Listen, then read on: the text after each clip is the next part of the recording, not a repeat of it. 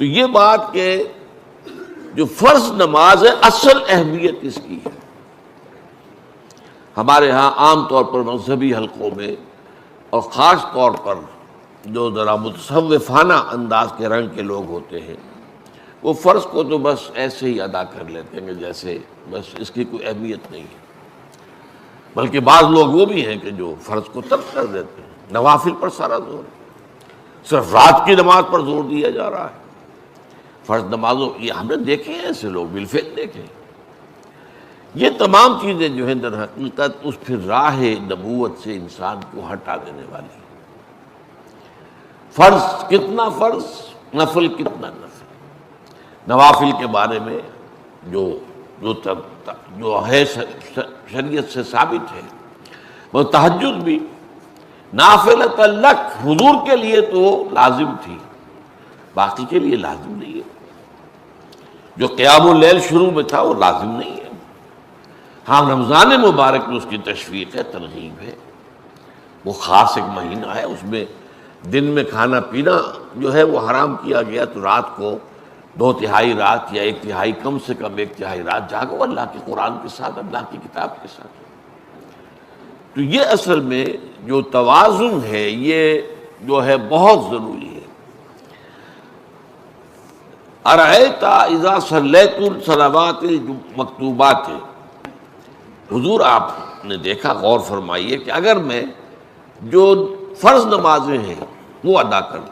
اب مثلا ایک حدیث مجھے اور یاد آئی، فرض نماز کی اہمیت کو بیان کرنے کے لیے حضور نے فرمایا جس شخص نے عشاء کی نماز بھی جماعت کے ساتھ ادا کی اور پھر فجر کی نماز بھی جماعت کے ساتھ ادا کی، اس کے لیے پوری رات کا قیام لکھ دیا جائے گا.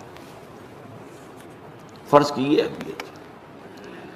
تو اذا صلیت المکتوبات صلوات المکتوبات وصمت رمضان، اور میں روزہ بھی رمضان کے روزے رکھ دوں، باقی روزہ رکھنا آپ کی مرضی پر ہے، رکھیں ٹھیک ہے، لیکن وہ جو لازم نہیں ہے.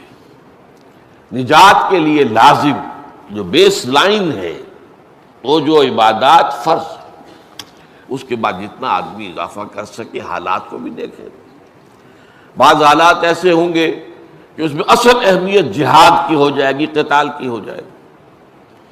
اب ایسا حال بھی ہو سکتا ہے کہ اسلامی نظام قائم ہے، اسلامی حکومت قائم ہے، نظام خلافت قائم ہے، تو اب قتال کا معاملہ جو وہ حکومت کے ذمہ ہے، حکومت انتظام کرے گی.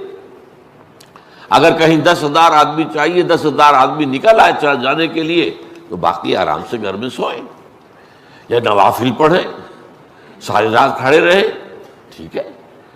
یہ تقرب بالنوافل کا موقع ہوگا.